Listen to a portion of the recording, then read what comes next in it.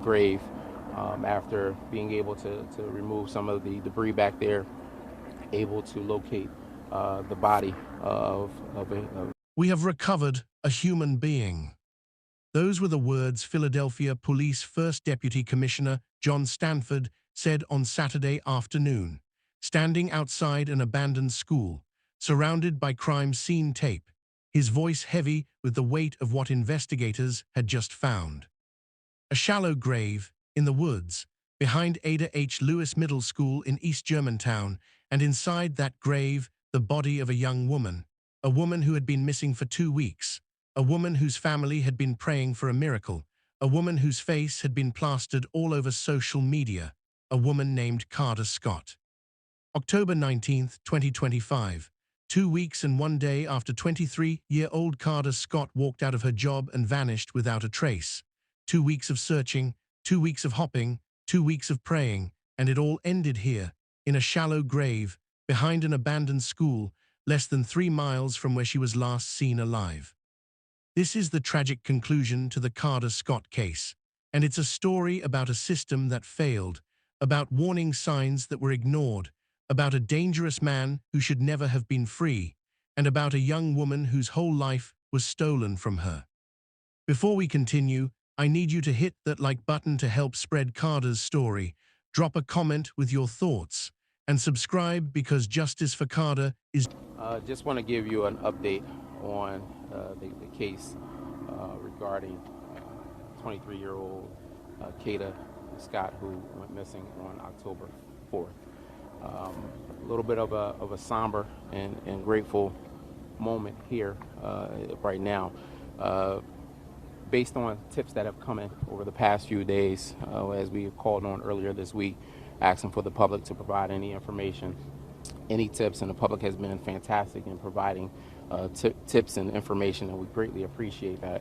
But based on a tip that came in last night through the night, investigators began the process of following up on that tip this morning, starting around 10 o'clock this morning, following up on that tip. And the tip was very specific that led us back to this location here today, which you all know we were out here earlier in the week doing a little bit of a search. And so based on the investigative information, based on the investigation and what they were following up on that tip today, led us back to this area behind the school, where it's a wooded area. I don't know if any of you have been back there, but it's a wooded area that goes beyond the school. And so we begin to go back into that area where we will locate a shallow grave after being able to remove some of the debris back there, able to locate the body of a human being. All indications at this point is that it's a female. We are not going to confirm at this point that it is Miss Kada Scott, because that has to be done by the medical examiner's office. But we have been in communication with her family as to this process and the fact that we have recovered a human being. And so at this point, it's still a lot of work to be done. I'll be very candid that we can't answer but so many questions. We're not going to get into the investigation at this point because we want to make sure that all of the pieces to this are done correctly and that we don't put out information ahead of time. Because we want the people and the person that we have in custody and anybody else that may be involved in this, we want them held accountable to the highest degree of the law for what they have done. And so I just want that to be clear as to why we will not get into specific details. And so that's where we're at this point. Still a lot of work, but I must say a lot of work has been done around this case. As you know, we've been searching, have done multiple searches. We shut down the police academy. That was a decision made by myself and Commissioner Bethel to shut down the police academy over a week ago, where we brought out the entire group of recruits to comb through this area. Again, so I know no one is happy that this is the ending, and completely understand that this is a lot on our investigators, a lot on all of us, because again, we all have family members, and this could have been any one of our family members, could be anybody's family member, and that's understood, and that's the reason that you see the tireless work that's been done by starting with Northwest Detectives and then by homicide, by our partners through the FBI, through our forensics office, through any and everybody that has been a part of this process, because we wanted to bring some level of closure to this family. And so, again, we're going to wait until we have official confirmation on, as the medical examiner is going to do their process, and then we will bring that confirmation. But that's where we are right now. Again, I can't reiterate enough how much we appreciate, tips and information that have come in from the public. I still will urge the public that if you have any information, anything that you think is related to this, continue to give us that information via 215-686-TIPS. Still continue to give us that information because, again, we don't know if there are other individuals that have been a victim of this individual that we have in custody. And so I just want that to be clear, that please continue to provide that information if you have anything. But that's where we are at this point. I would also ask you to continue to pray for Ms. Scott's family. What's the process of getting that official confirmation on whether it's her or not? Well, at this point now, we're on the medical examiner's timeline. And so they will, the body will be recovered and transported to the medical examiner's office, and then they will go through their process methodically to ensure that, again, everything is done right. There is a court case that has to come behind this, and that's what I just want to be clear. I know sometimes it seems like the information is not coming fast enough, but we have a job to Ms. Scott. We have a job to her family. Again, if this is confirmed that this is her, to ensure that we are doing everything in the proper way to make sure that the individuals are held accountable. And so we don't want to do anything to compromise that. And so that's why we will be on their timeline. Once we get confirmation, then we will give that to you all and be able to move forward with that process. Now let's talk about how we got here. Let me take you back.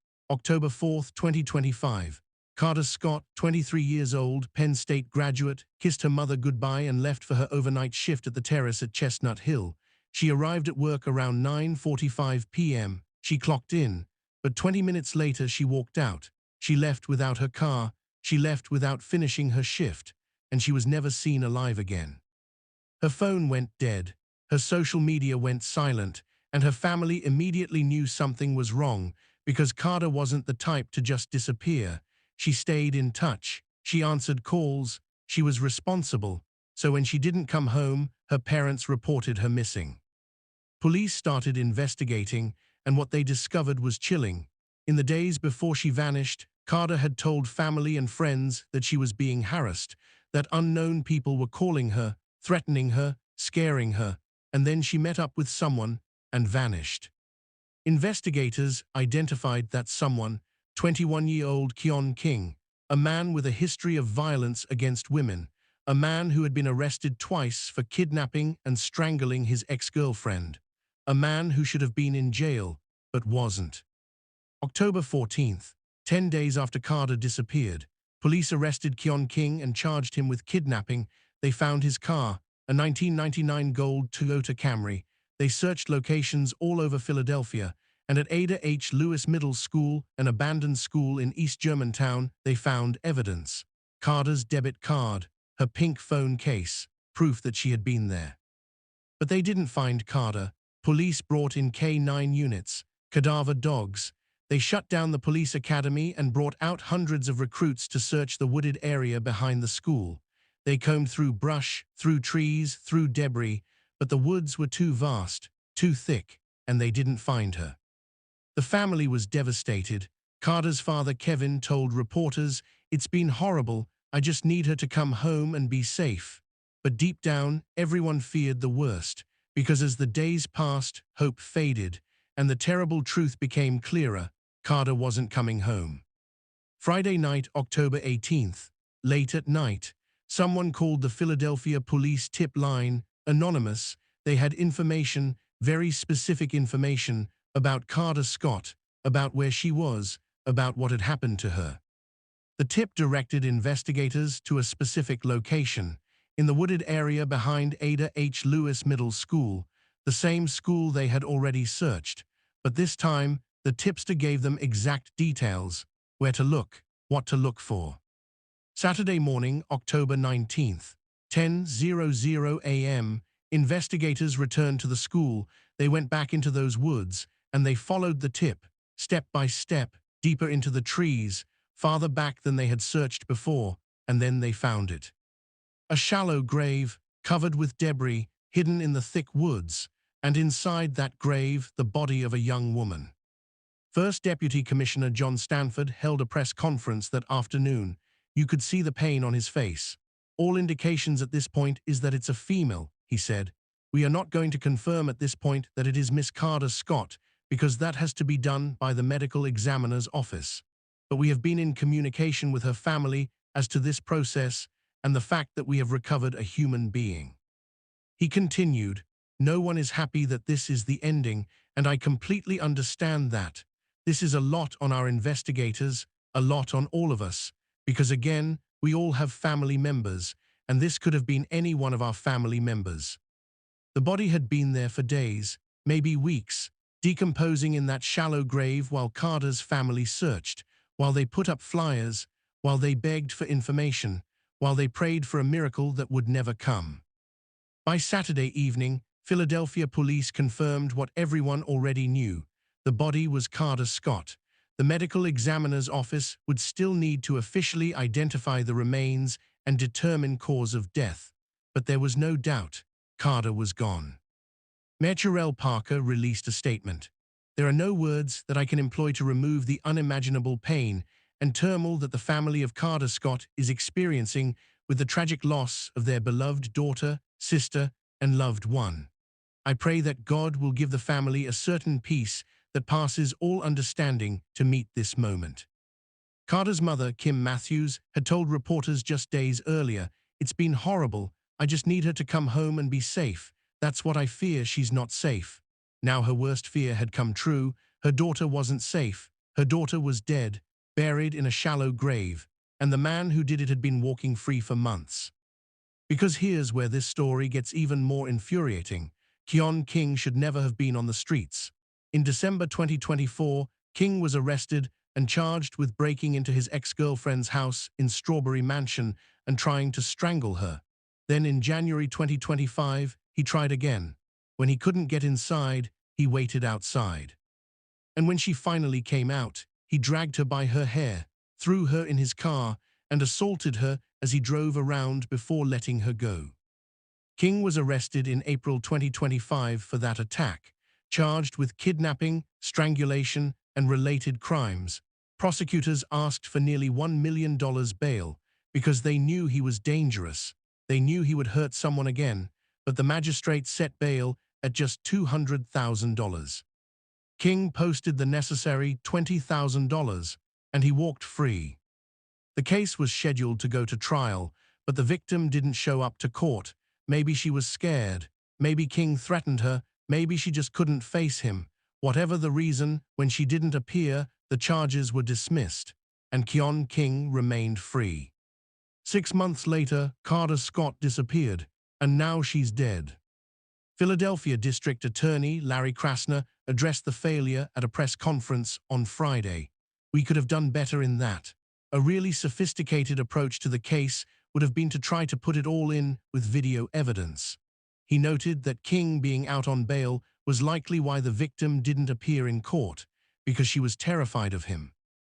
And now, because the system failed, because a judge set bail too low, because a victim was too scared to testify, Kada Scott is dead, and her family will never get her back.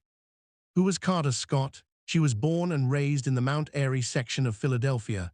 She studied communications at Penn State University and graduated last year. She loved fashion. She loved music. She loved spending time with friends, traveling, going to parties. She was vibrant. She was beautiful. She was full of life.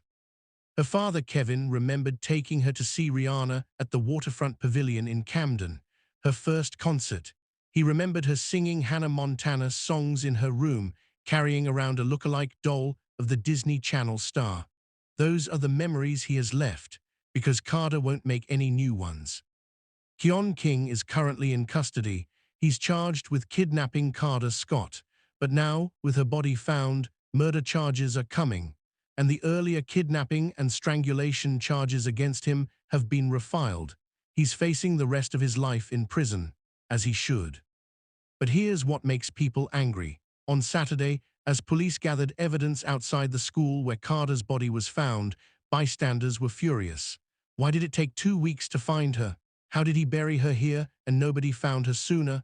How many searches did they do? The truth is, the woods behind that school are vast, thick with trees and brush and debris. Without a specific tip, without someone telling them exactly where to look, finding a shallow grave in those woods was nearly impossible. And that's why that anonymous tip was so critical. Someone knew where Kada was, and they finally came forward. Commissioner Stanford urged the public to continue providing information. If you have anything that you think is related to this, continue to give us that information, because we don't know if there are other individuals that have been a victim of this individual. That's right, there might be other victims, other women Keon King hurt, other women who were too scared to come forward, other women who need justice too. So if you know something, if you experience something with Keon King, call Philadelphia Police at 215-686-TIPS. Kada Scott should be alive today. She should be at home with her family. She should be building her career. She should be living her dreams. But she's not, because she met up with the wrong person, because a dangerous man was allowed to walk free, because the system failed her. Rest in peace, Kada Scott. You deserved so much better. You deserved to live. You deserved to be safe. You deserved justice before it was too late. And now your family has to bury you, has to say goodbye, has to live the rest of their lives knowing you're gone. To Kada's family, I'm so sorry. I'm sorry for your loss. I'm sorry the system failed your daughter. I'm sorry she's not coming home. But please know that Kada's story is being told. Her name is being remembered. And people are demanding change so this doesn't happen to someone else's daughter. Now I want to show you the press conference where Deputy Commissioner Stanford announces the discovery. Listen to his words, hear the pain in his voice, see the reality of what investigators found, and then come back and tell me in the comments, do you think Keon King should have been in jail all along? Should the system be held accountable? How do we fix this so Kada's death means something? Watch this and then let's talk about it. Insert police press conference video. That's the reality, that's what happened. A young woman is dead, a family is destroyed, and a dangerous man was free when he should have been locked up. Drop your thoughts in the comments and subscribe because we're going to follow this case all the way through trial. Kada deserves justice, and we're going to make sure her story is heard. Rest in peace, Kada Scott. Your life mattered, your story matters, and you will not be forgotten.